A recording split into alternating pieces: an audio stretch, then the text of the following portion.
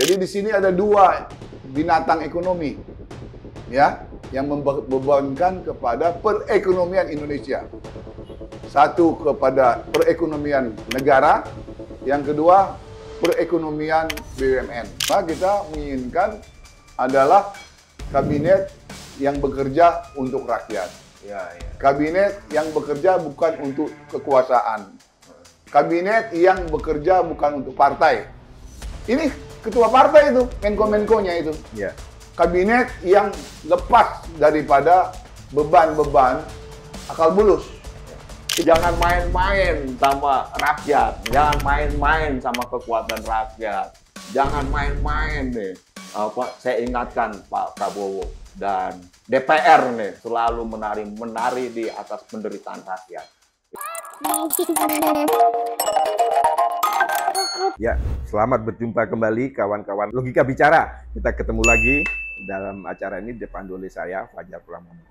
Dan sebelah kiri saya, kawan dari aktivis 7778, Bang Jimmy Sihaan.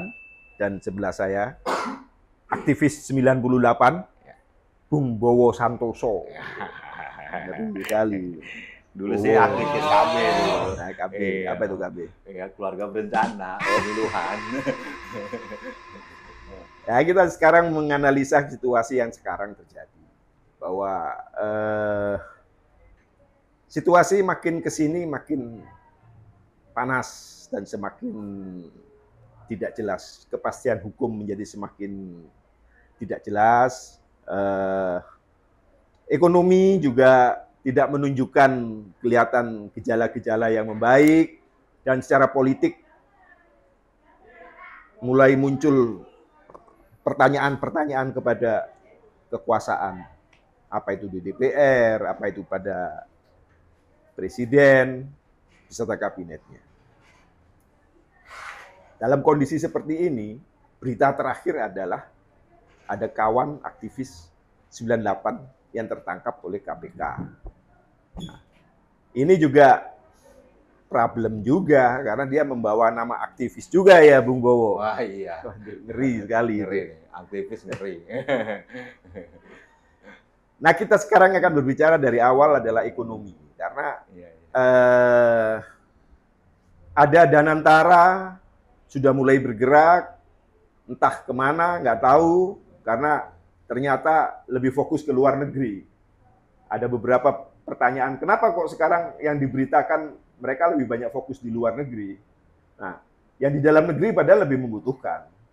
Kenapa mereka mau bekerja ke luar negeri? Sementara ekonomi politik, ekonomi yang sedang terjadi pada saat ini kok tidak kelihatan membaik. Daya beli di tingkat konsumen makin menurun dan orang-orang di pasar mulai sepi, mulai berkurang lah. Begitu juga sekarang muncul Rohana dan Rojali. Nah, rombongan hanya nanya-nanya dan rombongan jarang beli. Nah, ini fenomena yang terjadi. Nah, kita bertanya sama Bang Jimmy mengenai situasi ekonomi yang seperti ini. Apakah yang dilakukan oleh elit ini sudah sesuai regulasinya, policy-polisinya untuk meningkatkan perputaran di masyarakat dan di rakyat ini supaya kelihatan. Bagaimana ini, Bang Jimmy? Saya mulai dengan satu, saya melihat adanya fenomena yang agak lain di bidang ekonomi. Pertama, ada semacam katakanlah ekonomi sebagai business as usual. Tapi ada ekonomi juga yang terlihat sebagai ekonomi komando. Ini ada semacam katakanlah dua policy, jika saya boleh sebutkan. Yang satu menghendaki ekonomi berjalan sebagaimana biasanya, mengejar growth, ya kan? Ya. Yang katanya sudah kembali normal dari 4 ke 5, dan itu atas dasar apa kita juga kurang bisa memahami. Dan banyak ekonom yang tidak percaya kepada itu. Bahkan ada yang mempertanyakan sampai ke PBB. Sungguh luar biasa. ada ekonomi komando yang pro kemiskinan. APBN katanya pro kemiskinan karena adanya MBG, sekolah rakyat, dan sebagainya. Ya, ini baik-baik saja. Tetapi yang tadi adalah pertanyaannya soal Danantara. Yes. Nah, ini adalah ekonomi jenis baru. Bukan baru lama atau apa yang lama, tapi benar-benar baru. Nah, ini katakanlah the new spirit daripada ekonomi. Saya melihat ini baik dan positif selama itu berjalan secara profesional. Tetapi saya khawatir kalau itu berjalan secara amatir. Dan ada poin-poin yang saya sangat khawatir akan terjadi KKN baru di Danantara. Ini yang disinyalir oleh beberapa teman. Sehingga dalam situasi demikian, kita perlu pembuktian bahwa Danantara memiliki spirit profesionalisme. Itu yang kita inginkan. Nah, apa tugasnya? Karena Danantara ini menguasai 1.000 BUMN. Dan selama ini yang saya tahu, utang negara 10.000 triliun, utang BUMN ini mendekati 10.000 triliun. Jadi di sini ada dua binatang ekonomi, ya, yang membebankan kepada perekonomian Indonesia. Satu kepada perekonomian negara, yang kedua perekonomian BUMN. Nah, ini luar biasa. Menurut saya beban ini, bagi saya tidak mudah. Dan saya hanya bisa menganjurkan bahwa perlunya melihat situasi internasional. Di mana sekarang Barat juga mengalami resesi. Kedua, Amerika akan menjadi resesi dan inflasi yang meningkat di situ. Dan ini tidak bersahabat untuk keadaan kita ini. Jadi efek daripada yang internasional nanti kemungkinan bisa membebani kita. Jadi kalau kita tidak waspada di bidang ekonomi ini, karena beban utang, kalau utang swasta hanya 2.000 triliun, tapi beban BUMN ini 9.000, hampir 10.000 triliun. Dan ini tidak pernah diungkapkan secara jujur. Dan itulah tugas Danantara, memperbaiki struktur. Nah, di sisi lain, yang 10.000 lagi, itu juga demikian. Harus ada perubahan atau katakan dalam struktur. Karena ini akan terus berutang. Kemarin ini, baru-baru ini akan sudah ada semacam informasi bahwa sekitar 700 triliun tambahan lagi untuk memperbaiki posisi APBN. Dan sekarang yang paling sakit lagi kepada adanya kelas menengah yang terganggu, lebih dari 10 juta orang kelas menengah terganggu, dan ada lagi rakyat yang dibebani oleh satu, pengurangan anggaran. Itu hampir 300 triliun anggaran daerah dikurangi. Dan itu sangat menyakitkan rakyat. Efeknya adalah dinaikannya di beberapa, mungkin 20, ya, pemerintah daerah menaikkan pajak bangunan PBB. Jadi dari sisi situasi ini, tidak akan ada yang namanya yang kita sebut sebagai ekonomi yang berjalan kontinu seperti sebelum ini. Ini akan terjadi goyangan-goyangan di kemudian hari karena adanya kekurangan uang di daerah dan adanya beban di APBN. Itu saya kira yang saya bisa katakan bahwa ini adalah soal kita bersama dan soal keprihatinan kita bersama. Wah, dari penjelasan Bang Jimmy kelihatan sekali bahwa beratnya situasi perekonomian saat ini. Nah, kita mau tanya nih sama Bung Bowo. Kalau situasi hukum, kepastian hukum, keadilan untuk masyarakat, Oke. apakah sekarang itu sudah ada gejalanya terpenuhi? Kalau saya melihat situasi sekarang ini malah terjadi satu kemunduran gitu ya. Penegakan supremasi hukum sebagaimana yang dicita-citakan kita pada saat reformasi itu nggak terwujud, malah mundur. Gitu.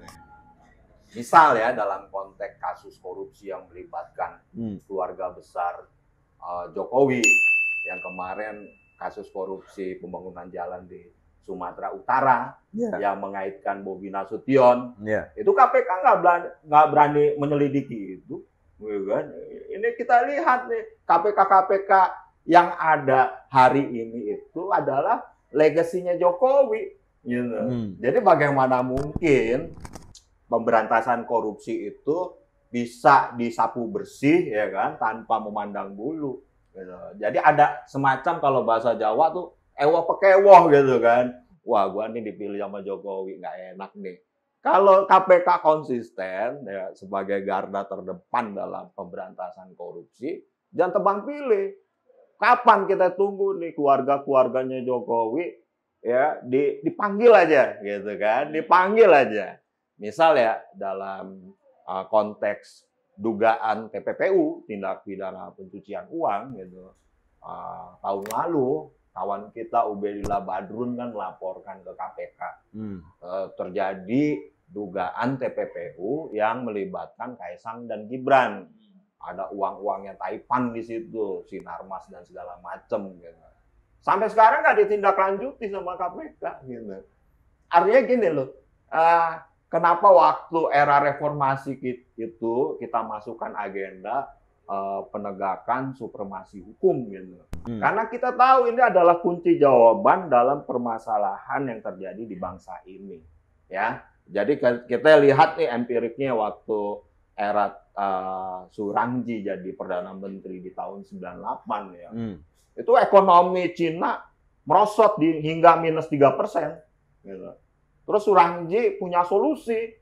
Kita berantas aja korupsi. Nah, terus aset para koruptor itu ya ditarik sama negara gitu, sebagai modal gitu. Sebagai modal dalam membangun ekonomi bangsa, sebagai modal dalam menyekolahkan generasi muda ke luar negeri kan gitu. Nah, sekarang ini yang terjadi salah kaprah gitu. Dalam konteks pendidikan misalnya, Prabowo itu masih aja bersikukuh mengenai MBG. Ya jadi tai lah MBG gitu. Yang terpenting adalah otak gitu loh ya kan. Yang terpenting adalah otak. Contoh kayak Surangji gitu. Negara punya duit, sekolahin deh.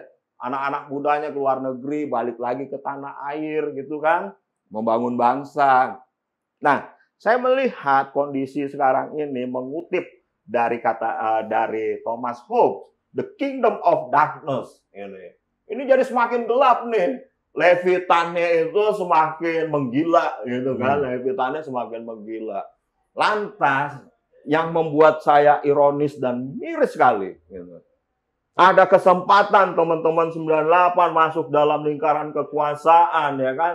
Untuk berkontribusi, ya mewujudkan mimpi kita bersama waktu tahun 98. Kok malah jadi koruptor kan gitu ya kan? Kok jadi malah koruptor tadi yang di awal Mas Fajar bilang. Makanya saya melihat yang tadi saya mengutip apa yang dikatakan Thomas Hobbes, the kingdom of the darkness ya kan? Apa itu permasalahan integritas dan kompetensi? Ya itu sama saja sih sebetulnya 11-12. Ini masalah integritasnya juga nggak bagus, kompetensinya nggak kompeten. Nggak kompeten. Jadi ini juga kesalahan Pak Prabowo gitu. Pak Prabowo itu tidak konsisten juga gitu. Nih misalnya tadi menyinggung mengenai demo buruh, demo masyarakat di mana-mana. di Pati, di Jombang, kemudian Kuning. di Bone, gitu kan. Ini tahu nggak penyebabnya apa? Ketidakkonsistenannya Prabowo gitu. Dia bilang efisiensi anggaran, ya kan? Nah, faktanya di kabinet gemuk banget, gitu. Terus mengenai tunjangan buat DPR dinaikkan. tunjangan DPR dinaikin, gitu, ya kan? Dan tidak ada, misalnya DPR disuruh membagi separuh dari penghasilannya untuk rakyat. Betul, Nggak nggak ada. Terus PPh dihapus untuk anggota DPR. Ini kan ironik gitu loh. Masyarakat bekerja bersusah payah mencari nafkah dengan keringatnya sendiri tanpa ada kontribusi negara di situ gitu kan. Ini negara kok semena-mena sama rakyatnya kan gitu. Saya melihatnya itu Prabowo, saya jujur 2019 saya dukung Prabowo. Saya pikir konsisten. Faktanya ya kan, aduh ironis. Kayak kita lihat kemarin aksi massa tanggal 25 Agustus kemarin kan. Itu kan luar biasa, itu membuktikan ya bahwa masyarakat itu udah geram gitu sama DPR, masyarakat udah nggak percaya lagi sama pemerintah. Di momentum yang sama, bayangin Mas Fajar, di istana sana ya kan pemberian bintang Mahaputra, ya kan? Bintang Mahaputra untuk Teddy, apa kontribusinya buat Republik Indonesia gitu kan? Hasim, Haji Isam gitu kan. Haji Isam kan dulu pernah dikait-kaitkan dalam kasus pengemplangan pajak, bukan? Ini apa nggak cermat ini Prabowo disodorkan pada data-data yang salah. Ya, data yang salah. Nah, kita bicara soal BPS. Masa iya BPS bilang orang yang berpenghasilan 3 juta itu belum kategori miskin? Lu gila kali ini, ya kan? Dia emang nggak mikir inflasi segala macam. Tapi nanti lihat, ini sudah mempermainkan rakyat, gitu. Pemerintah sudah mempermainkan rakyat. Nah, pemerintah ingat katanya Tan Malaka ya kan, aksi massa, ya, dan niscaya itu bakal terjadi. Saya yakin itu.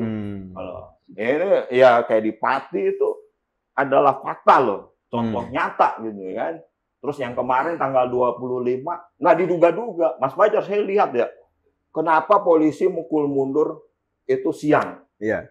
Karena polisi juga kaget. Wah, gitu. Lah, ini gelombang masanya terus mengalir gitu. Iya. Saya nggak bisa mukul nih, kalau nunggu sore habis saya gitu.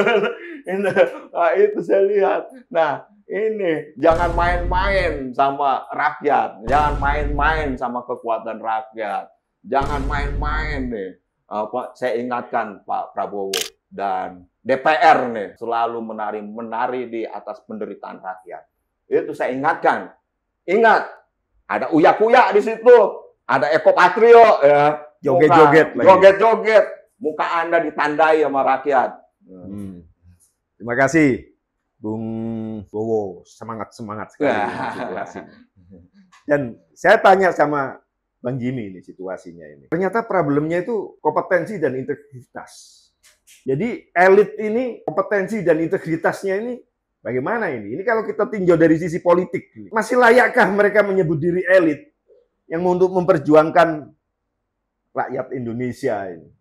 Bagaimana menurut Bang Jimmy dalam situasi seperti ini? Ya, ini kan dari tadi kita bicara keprihatinan. Ya. Keprihatinan itu saat ini memang jujur bahwa rasa keadilan itu sudah menusuk hati rakyat. Itu situasi sekarang. Jadi ke depan ini tentunya kita berharap tetap bahwa harus ada, katakanlah, semacam introspeksi di kalangan elit. Dan elit ini memang ini kan tidak mempunyai, katakanlah, akal yang sehat. Ini kan semua para politikus kita ini kan akalnya bulus. Iya. Iya kan? Karena memang mereka dibesarkan, ya kan? Dengan situasi yang sedemikian rupa, mereka adalah bagian daripada, katakanlah, mafia, sebetulnya. Ini jadi betul-betul keadaan ini menjadi, katakanlah, keadilan yang betul-betul selain menusuk, tapi sepertinya ada rasa pesimis di rakyat itu.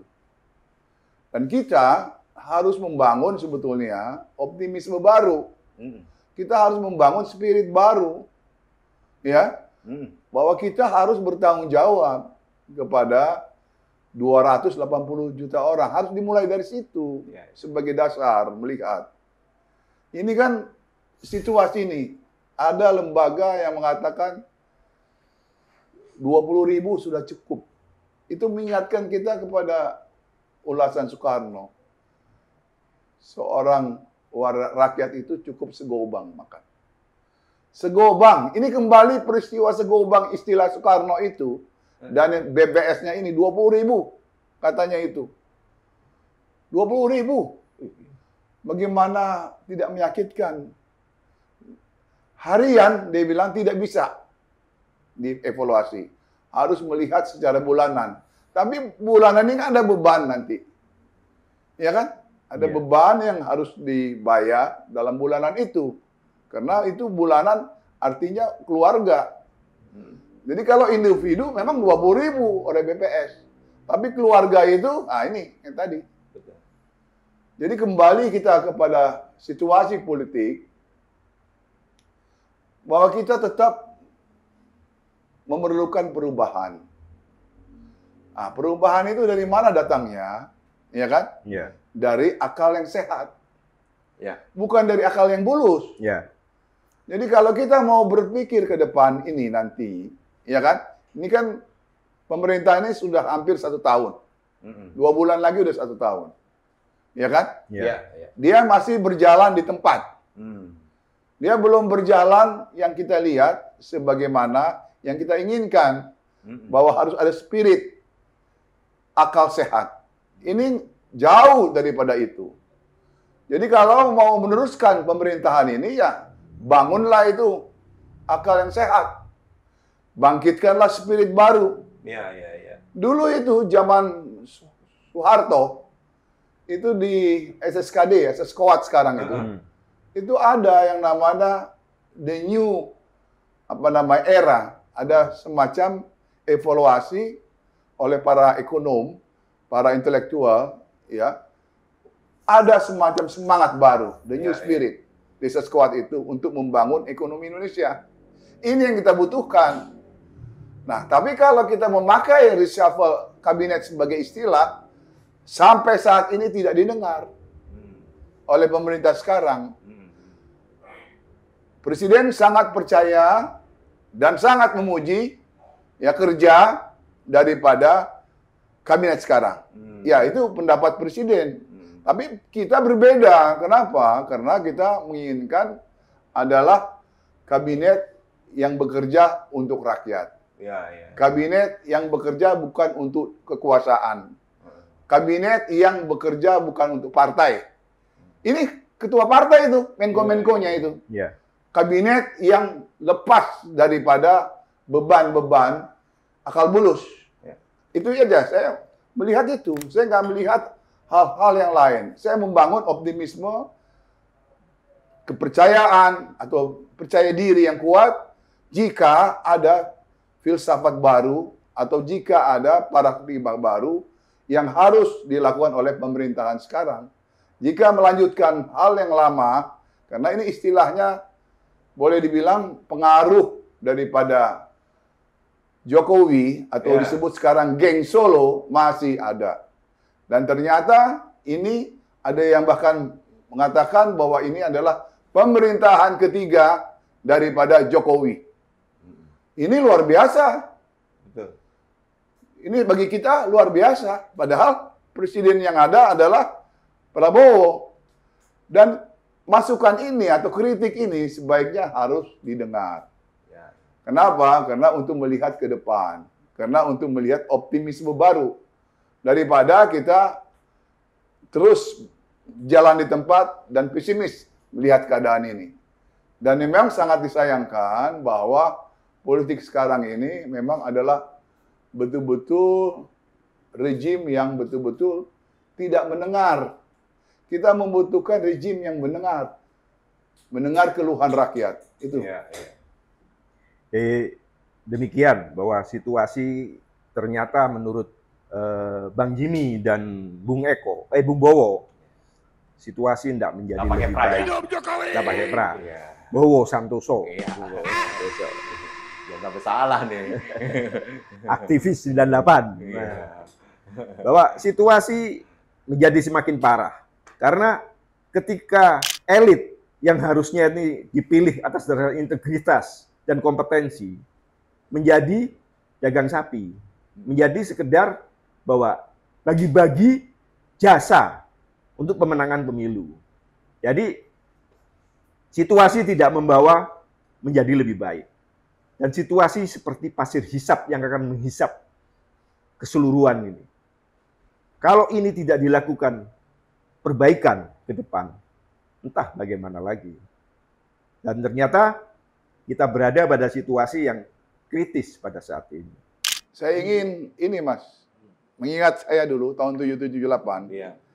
sajak daripada almarhum W.S. Rendra. Itu beliau katakan ada sajak keprihatinan sosial. Iya, Ya. namanya mastodon burung kondor. Ini sajak sangat terkenal pada saat itu. 7778. Dia bacakan itu di Salemba di UI dan menggetarkan semua para mahasiswa bahwa ini ada keprihatinan yang mendalam bagi petani, bagi buruh, bagi rakyat jelata. Dan situasi 7778 ini sama seperti tahun 98 yang terjadi. Dan sekarang ini. Iya, ada semacam krisis moral, ada semacam krisis, ya terutama 98, krisis mata uang. Akhirnya menjadi krisis perekonomian, akhirnya menjadi krisis yang namanya kepercayaan. Dan terakhir adalah krisis kepemimpinan. Ya. Dan itu sebetulnya adalah sebuah kaca, ya kan? Bahwa keprihatinan itu sangat mendalam saat ini. Saya kira itu, Mas Fajar. Ya. Betul. Dan mengutip lagi apa yang dikatakan W.S. Rendra. Sepenggal aja saya katakan.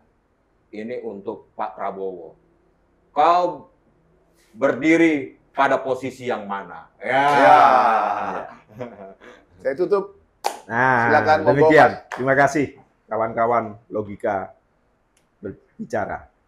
Terima kasih.